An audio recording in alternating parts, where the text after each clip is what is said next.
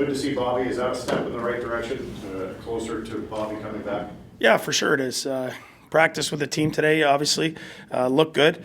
I mean, he's certainly a ways away. He has to, it's like missing training camp and then showing up. So he's going to have to skate with us and do the drills, get in all the battle stuff, systems, all this stuff. So he's a ways away, but he's took his first step today. That's got to be good for him. Yeah, for sure. I mean, he's a really good guy. The guys like him. You can see they support him.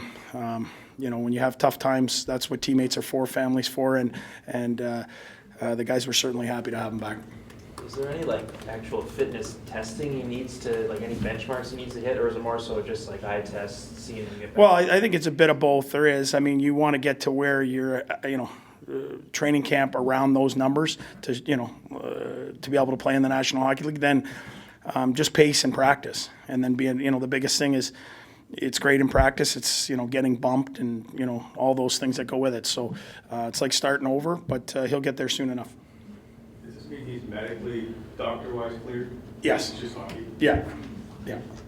Could use him in the shootout, I guess. Yeah. I know his numbers. I think, what is he? He's close to, 40-something%, 47%. Yeah, so he certainly could have used him last night. But in saying that, I thought we played hard. And I was saying to someone today, the good part is when we do turn the corner, eventually get in the playoffs, shootouts, they don't decide playoff games. Given that Willan has been relegated to a folding chair in the locker room, does that suggest that a conditioning stint is imminent? Or? Yeah, he's getting close. He's out there doing the battle drills. He's as close as he can be. Now it's just the doctors making that decision and when he's going to get into some games. Anticipate that Paul will play tomorrow? Yeah, right now I do. We'll see if he practiced really hard today. We'll make sure in the morning. I would say questionable on Nemesnikov. We'll see how he is in the morning.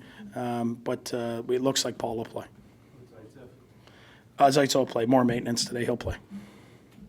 You talked about Drake a little bit yesterday, but would you say what you're seeing from him right now is an example of that plan of development working with the player? Yeah, I would say to a T, actually. I mean, he came here at the start of the year. He looked like the pace was too quick. He didn't have a very good start.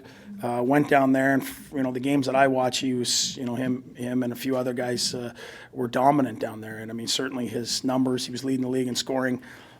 When he got called up, he went down there, got his confidence, worked on his speed, worked out, and now he's coming back and he looks really good out here. I mean, he's making plays, he looks confident.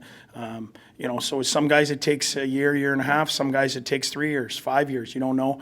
And still he has to prove himself every day, but certainly it looks like he's going in the right direction. I guess maybe speaking from experience too, it's not easy to just stay in the NHL and get your confidence back when you're already down. Like, it would take maybe something like an AHL assignment.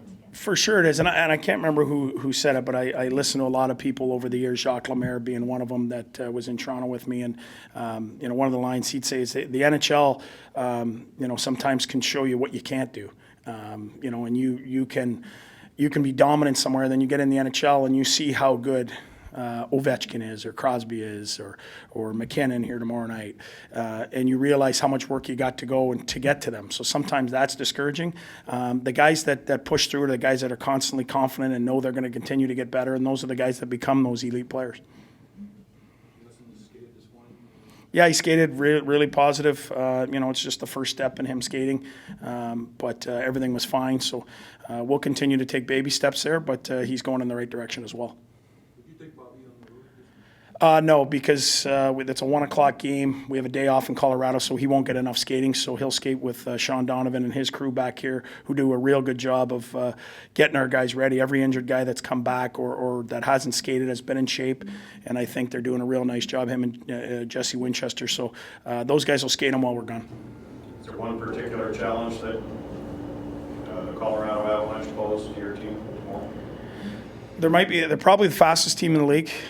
They break the puck out the best. They really can fly off the rush. They score goals.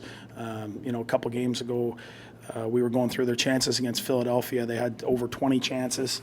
They didn't win the game, but they're high-end chances. And if you don't come ready to check and to be above them and make it hard on them and really commit to playing defense, they're a team that can really score. And You know, they were in our situation, I think only 4 years ago. You know, it's my 5th year in the league. I think it was my 2nd year. I think they finished last.